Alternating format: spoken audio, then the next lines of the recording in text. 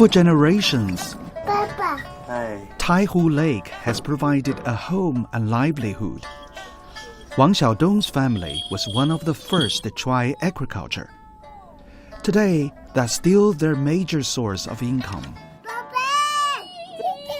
When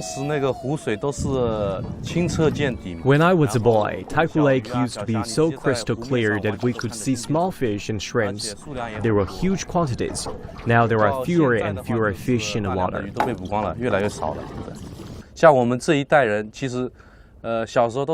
Our generation grew up drinking directly from Taihu, but after some 20 years of large-scale aquaculture in the area, water quality has fallen greatly.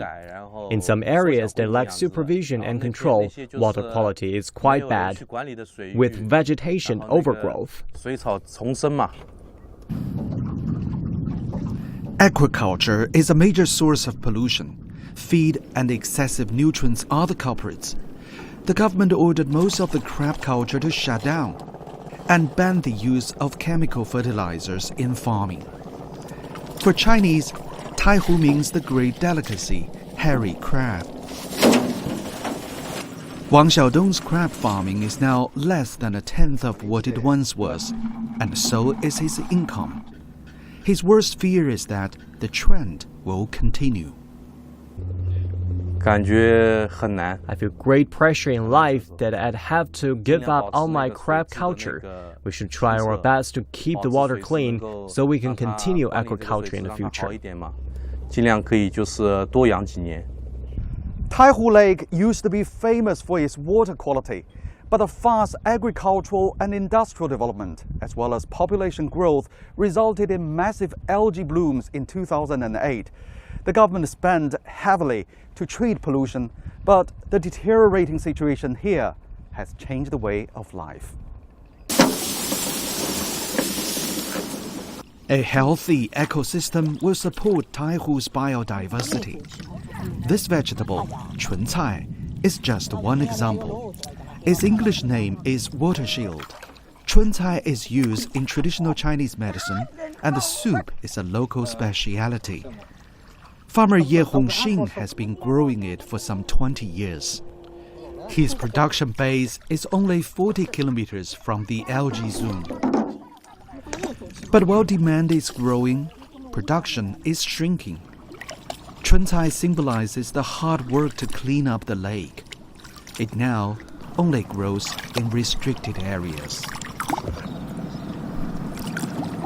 水一样倒好，我们人车一样倒好。水不好，人车也不好。Chuncai largely depends on water quality. Pollution will kill the vegetable. The right temperature and water quality creates good mucilage on it. That's one of the reasons there is less and less high-quality chuncai in Taihu.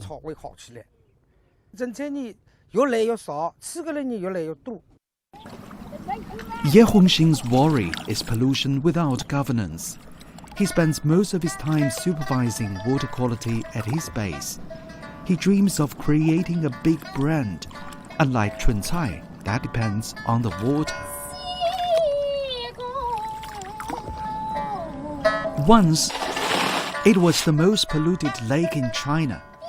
Now, Taihu continues to be the source of water for the 45 million people living around it. For Wang Xiaodong, it's the home he can't give up. And for Ye Hongxing, it's a business to grow. The government has promised to restore the lake to its original condition. It acknowledges without controls, Taihu's bounty will be only a memory. Han Bin, CCTV, from Taihu Lake, Suzhou.